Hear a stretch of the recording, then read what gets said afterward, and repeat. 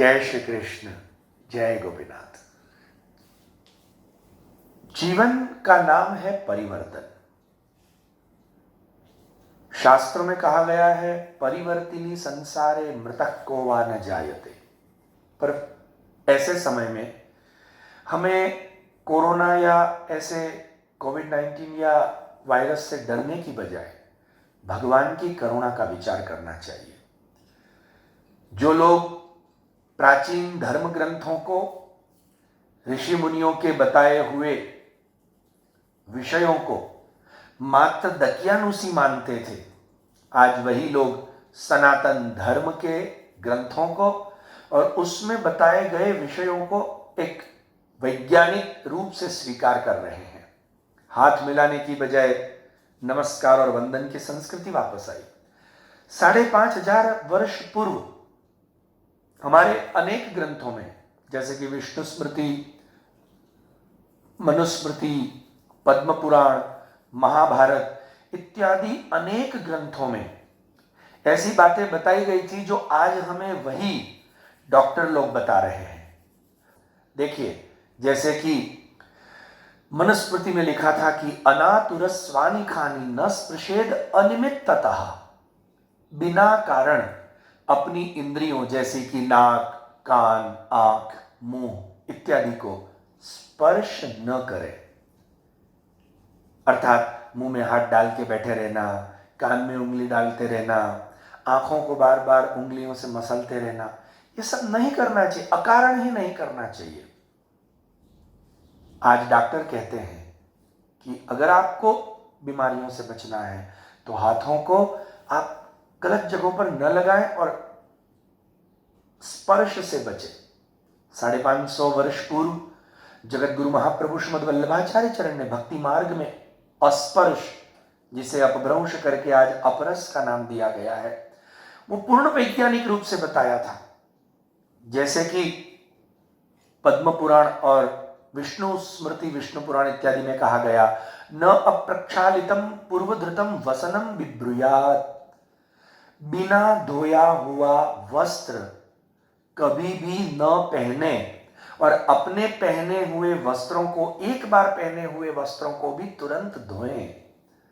आज वही बात हमें इस बीमारी से बचाने में कारगर है, जो कि श्री आचार्य चरण ने बताई थी कि आप सेवा में जाएं तो पवित्र अवस्था में अलग से धोकर के रखे हुए वस्त्र उसे बिना नहाए स्पर्श न करें। यही अपरस का नियम था। और फिर नहाने के बाद उस वस्त्रों को पहन करके दूसरे दिन वही वस्त्र नहीं चलेंगे, आपको धोने पड़ेंगे। सारी साइंटिफिक बातें थी, वैज्ञानिक बातें थी। अब कल से मंदिर हमारे खुल रहे हैं। 8 तारीख को सारे मंदिर दर्शन के लिए खुलेंगे। किसी ने मजाक में अभी कोई मैसेज मुझे भेजा, पर वो मैसेज बड़ा सुंदर संदेश देता है कि कोरोना ने कृष्ण को डराते हुए कहा कि देखा भगवान, मेरी ताकत आपसे ज्यादा है। और कैसे ज्यादा है कि मैंने आपका मंदिर बंद करवा दिया और लोगों को अपने घर में बैठा दिया। तब भगवान का बड़ा सुंदर जवाब है कि तूने मेरा मंदिर बंद नहीं करवाया, ये तो मेरी लीला है कि अब तक मेरे मंदिर पर आकर के मेरे दर्शन करने वाले लोगों को मैंने कहा कि नहीं, तुम बहुत आए मेरे घर पर, अब मैं तुम्हारे घर आकर के तुम्हारे घर को मंदिर बनाना चाहता हूं। अपनी आंखों से हृदय में पधराने जाएंगे तो एक बात निश्चित करेंगे, सोशल डिस्टेंसिंग का पालन करेंगे। हाथ को सैनिटाइज और पवित्र रखने के लिए, चूंकि आजकल के सैनिटाइजर जितने भी हैं वो सारे सैनिटाइजरों में अल्कोहल की मात्रा है, केमिकल है, अर्थात जिसको मदिरा शराब कहते हैं। तो उससे हम हमारे हाथों को क्यों अपवित्र कर करके भगवान के पास जाए? तो एक ही बात करें, जो हमारे, पुनः मैं वापस कहूंगा कि हमारे शास्त्रों में कहा गया था, पद्म पुराण में कहा गया था, हस्तपादे मुखे चैव पंचार्द्रो भोजनम चरे।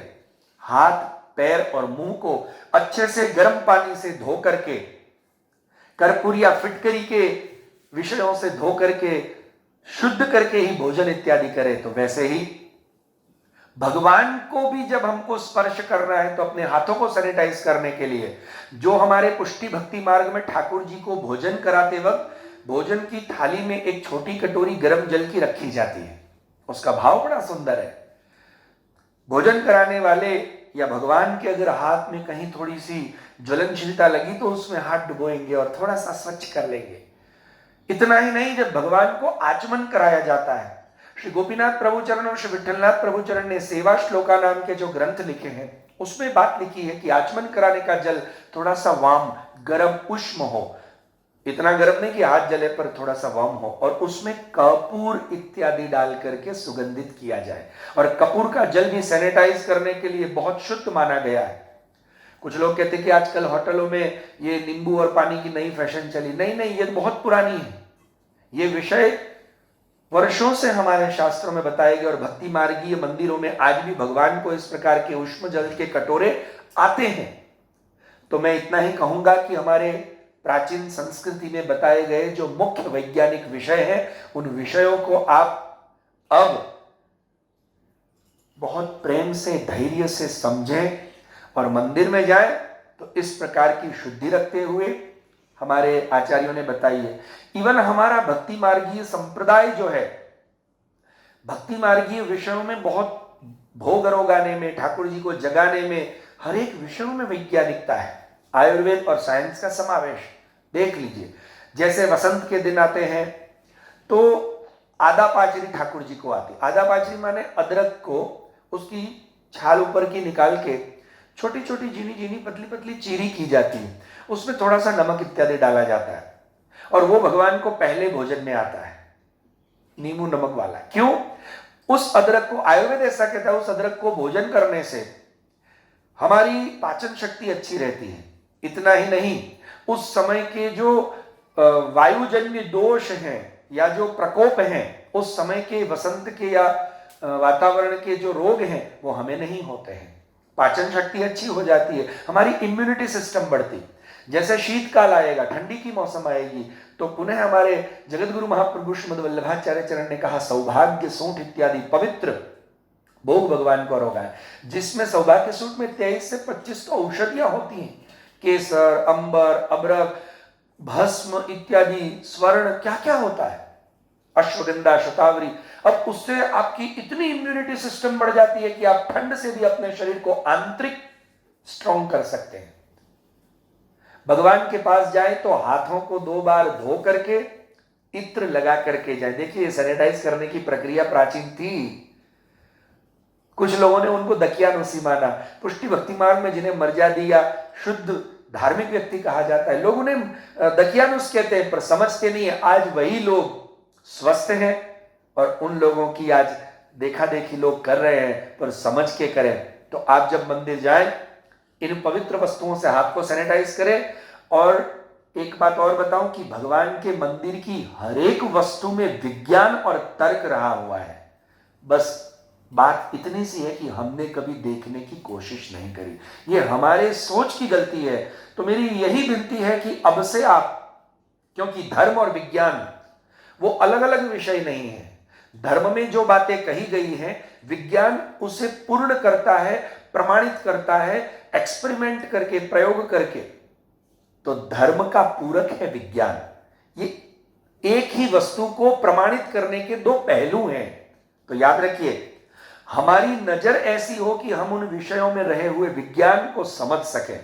सनातन धर्म का वजूद हजारों लाखों वर्षों से चला आ रहा है, और इतना ही नहीं, इतने वर्षों से ये धर्म संप्रदाय वैदिक वैज्ञानिक बातें बता रहा है। तो आप उसको समझें बस, और उसको समझ करके ही आप भगवान की भक्ति और मंदिर में जाएं। यही शुभ भावना के साथ आपको भगवान के भक्ति करने के सुअवसर की बधाई देते हुए वंदन प्रणाम करता हूं। जय श्री कृष्ण, जय गोपीनाथ।